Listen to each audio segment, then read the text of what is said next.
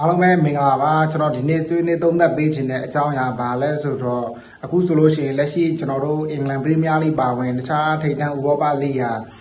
လာမယ့်ကလပ်ကမ္ဘာဖလားအတွက်ခြေစွပ်ပွဲတွေတွားရောက်ရှင်ပြိုင်နေတဲ့အချိန်မှာဒါအသင်းရဲ့ဒါပြဿနာတွေကလည်းတောက်လျှောက်ဒီအသင်းတိုင်းမှာဖြစ်ပေါ်နေတယ်ပေါ့လက်ရှိဒါမန်ချက်စတာယူနိုက်တက်ကလည်းနီးပြရှားဖို့တော့အတွက်လက်ရှိချိန်မှာသတင်းတွေစသဖြင့်ထွက်နေတဲ့အချိန်နောက်ပြီးတော့ဒါလက်ရှိကျွန်တော်တို့အာဖရိကဘောလုံးလောကမှာရိုက်ခတ်နေတဲ့ဒါစူဖလားလူတဲ့ပြဿနာတွေကဖြစ်ပေါ်နေတဲ့အချိန်မှာလက်ရှိဒါကျွန်တော်တို့အင်္ဂလန်ပရီးမီးယားလိမှာလန်ဒန်ကလပ်အသင်းဖြစ်တဲ့ချယ်ဆီအသင်းကဒီဖြစ်ပေါ်နေတဲ့အကြောင်းအရာတွေကိုကျွန်တော်ဆွေးနွေးသုံးသပ်ပေးချင်တာပဲဖြစ်တယ်နံပါတ်1ချက်ကချယ်ဆီအသင်းမှာဒါနီးပြအဖွဲ့ဝင်နဲ့ဒါနီးပြအဖွဲ့ဝင်နဲ့တော့ဘူလီတို့ရဲ့ဂျာမှာဒီပြဿနာတွေကတစ်ခုပြီးတစ်ခုဖြစ်နေတယ်အဲ့ဒါဘာလဲဆိုတော့တော့ဘူလီနဲ့ဒါအာဂသာနီစနစ်ဆရာတွေရဲ့ဒါသူတို့ရဲ့အမြင်မတူတာတွေတွေးခေါ်မတူတဲ့ပြဿနာတွေကချယ်ဆီအသင်းရဲ့ဒါပုံရိပ်နဲ့ချယ်ဆီအသင်းမှာရှိနေတဲ့ထိပ်တန်းကစားသမားတွေကိုတစ်ခုပြီးတစ်ခုရိုက်ခတ်နေတယ်ဆိုတဲ့သတင်းကဒါအခုဆိုလို့ရှိရင်ကြဲကြဲလောင်လောင်ထွက်ပေါ်လာတယ်ဘယ်လောက်ထိကြဲကြဲလောင်လောင်ထွက်ပေါ်လာလဲဆိုလို့ရှိရင်အန်ဆိုဖာနန်ဒက်ကိုတိုင်ကိုကဒါချယ်ဆီအသင်းမှာသူမပြောမရှင်ဖြစ်နေတဲ့အကြောင်းနောက်ပြီးတော့ဒါချယ်ဆီအသင်းရဲ့ဒါအင်္ဂလန်လက်ရွေးစင်ကောင်းဆုံးကစားသမားဖြစ်တဲ့ကိုပယ်မှာဆိုလို့ရှိရင်လည်းလက်ရှိသူချယ်ဆီအသင်းမှာမပြောရှင်တဲ့အကြောင်းနောက်ပြီးတော့ဒါချယ်ဆီအသင်းမှာရှိနေတဲ့ Robert Sanchez တို့ Fofana တို့လို့ဒါထိပ်တန်းကစားသမားတွေနောက်ပြီးတော့ချယ်ဆီအသင်းမှာဒါဝီစီဂျိန်းတို့အဓိကဒါအကယ်ဒမီငယ်ဝေးချယ်မောက်ကစားသမားလာနဲ့ချီပြီးနားယူရမယ့်ဘိုင်းတွေစတဲ့ပြဿနာတွေကဒါချယ်ဆီအသင်းရဲ့ဒါ international break မှာ AACC မနေရမယ့်ဒါပြဿနာတွေပေါ့ချယ်ဆီအသင်းကဒီလိုပြဿနာတွေဖြစ်နေတဲ့အချိန်မှာလက်ရှိဒါနီးပြရိုစင်ညောကလည်းတောက်လျှောက်ဖိအားတွေဝင်နေရရလက်ပိုင်းဆိုင်ရာတွေကလည်းကိုးအောင်ဆုံးကိုရောက်နေတဲ့အတွက်ကြောင့်မလို့ချယ်ဆီအသင်းကနီးပြရိုစင်ညောကိုဒါဝန်တိန်သဘောတရားမျိုးနဲ့ပေးထားရဆိုပေမဲ့လက်ရှိနောက်ဆုံးထွက်ပေါ်လာတဲ့သတင်းအချက်လက်တွေကချယ်ဆီအသင်းကလာမယ့်ရာသီအသစ်တွေနီးပြရိုစင်ညောကိုပြေဝထောက်ခံပြီးတော့သူလိုအပ်မဲ့ကစားသမားတွေကိုအများကြီးခေါ်ပြီးတော့ဖြစ်တည်မှုတွေပြုလုပ်သွားမယ်လို့အခိုင်အမာပြောဆိုတဲ့အတွက်ကြောင့်မလို့လက်ရှိဒါချယ်ဆီပြည်သက်တွေမကြားချင်ဆုံးဖြစ်တဲ့နီးပြရိုစင်ညောဟာလာမယ့်ရာသီမှာချယ်ဆီအသင်းမှာဆက်ရှိနေအောင်မယ်ဆိုတာကိုဒါအဒီလင်းပြောကြားခဲ့ပြီးဖြစ်တဲ့အတွက်ကြောင့်မလို့လက်ရှိဒါချယ်ဆီအသင်းမှာရှိနေတဲ့ဒီစီနီယာကစားသမားတွေဖြစ်တဲ့ကိုပယ်မာတို့အန်ဆိုဖာနန်ဒက်တို့မိုက်ဆက်ကိုင်စီတို့လာဗီယာတို့စတဲ့ဒါထိပ်တန်းကစားသမားတွေကဒါချယ်ဆီအသင်းမှာမပြောမရှင်ဖြစ်နေပြီးတော့အသင်းပြောင်းမှုထီကိုစဉ်းစားနေပြီလို့ကြားသိရကြီးဖြစ်တယ်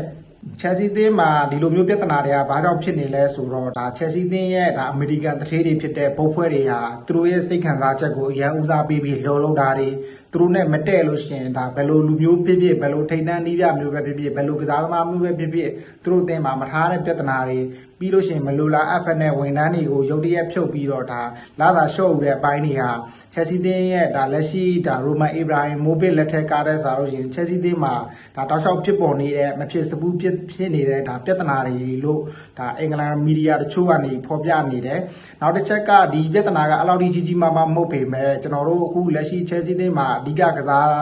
းအားသမားတွေဖြစ်ကြတဲ့အန်ဆိုဖာနန်ဒက်နဲ့ဒါကိုပယ်မာတို့ကချယ်ဆီအသင်းမှာမပျော်ရွှင်တဲ့အကြောင်းကတော့ဒါချယ်ဆီအသင်းရဲ့ဒါအသင်းရဲ့ပုံရိပ်နဲ့လာနောက်ရာသီမှာအသင်းမှာဖြစ်ပေါ်လာမယ့်အနာဂတ်တွေကိုကြီးကြီးမားမားရိုက်ခတ်လာနိုင်တယ်လို့ဒါမီဒီယာတချို့ကသုံးသပ်ထားတယ်ဒီလောက်ထိဒါဒီကစားသမားတွေထွက်သွားတာချယ်ဆီအသင်းကရိုက်ခတ်မှုရှိတယ်မရှိဘူးဆိုတာထက်နောက်ကျယ်ပွင့်ကစားသမားတွေနောက်ထပ်ထိပ်တန်းကစားသမားတွေကလည်းဒီလိုမျိုးဘာ policy မှဘာအောင်မြင်မှုမှမရှိဘဲနဲ့ဘာစီမံကိန်းမှမရှိဘဲနဲ့ဒီလိုမျိုးချယ်ဆီအသင်းကိုမြည်သည့်ထိပ်တန်းကစားသမားမှုမှလာရောက်မကစားနိုင်တော့ဘူးဆိုတဲ့အချက်လက်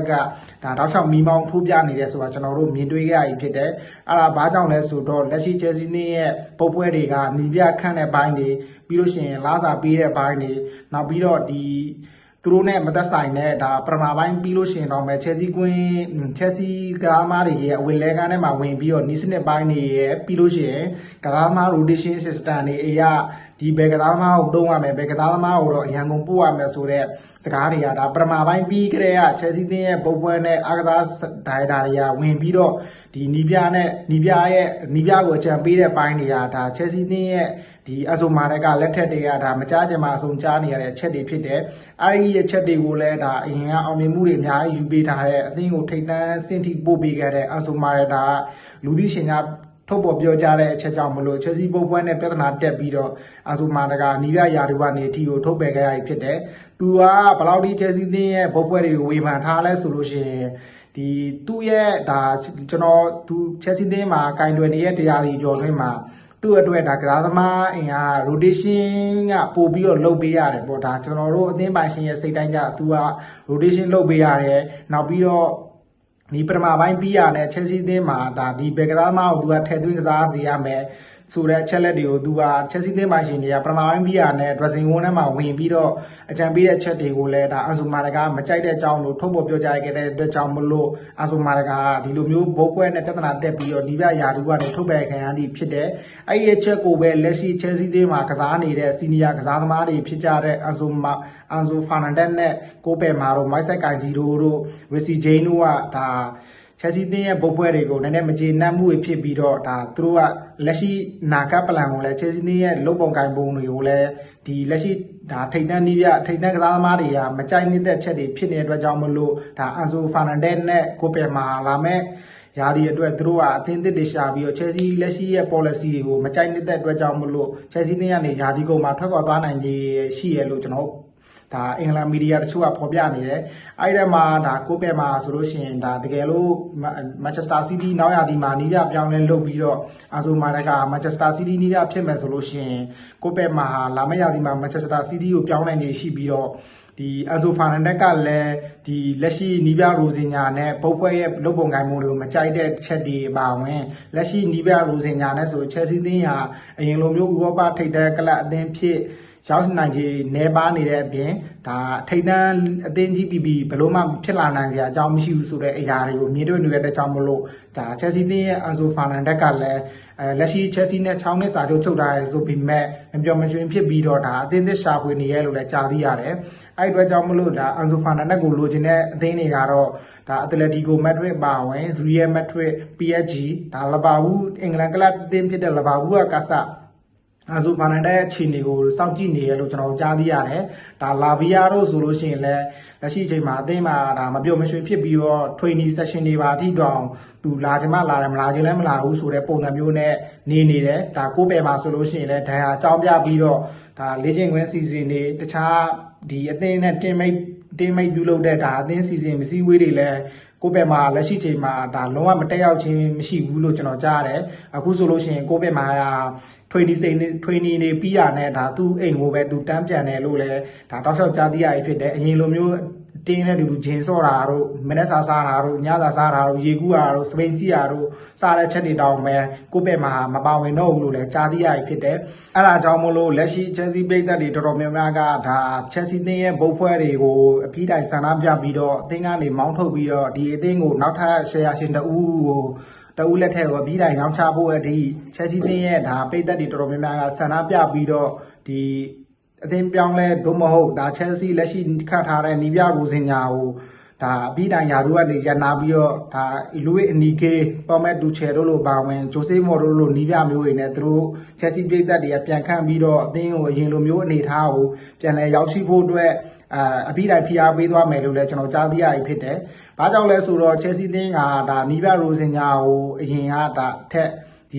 ီအန်ဆိုမာရကာကိုသူချက်စီပိတ်သက်တွေကတော်တော်ကြီးကိုနှစ်သက်ခဲ့ကြတယ်အန်ဆိုမာရကာလက်ထက်တုန်းကဆိုလို့ရှိရင်အသင်းကြီးတို့သူတင်ကိုနေကစားနိုင်ပြီးတော့သူတို့ရှင်ပြိုင်ကစားခဲ့တဲ့ဒါကွန်ဖန်လီအပါဝင်ကလပ်ကပ္ပဗလာချန်ပီယံမှာဆိုလို့ရှိရင်လည်း PSG လက်ရှိအကောင်းဆုံးဥရောပမှာအကောင်းဆုံးအသင်းဖြစ်တဲ့ PSG ကိုဒါခြေပြတ်ဂိုးပြတ်နဲ့တေချာတက်ရကစားပြီးတော့လက်ရှိကလပ်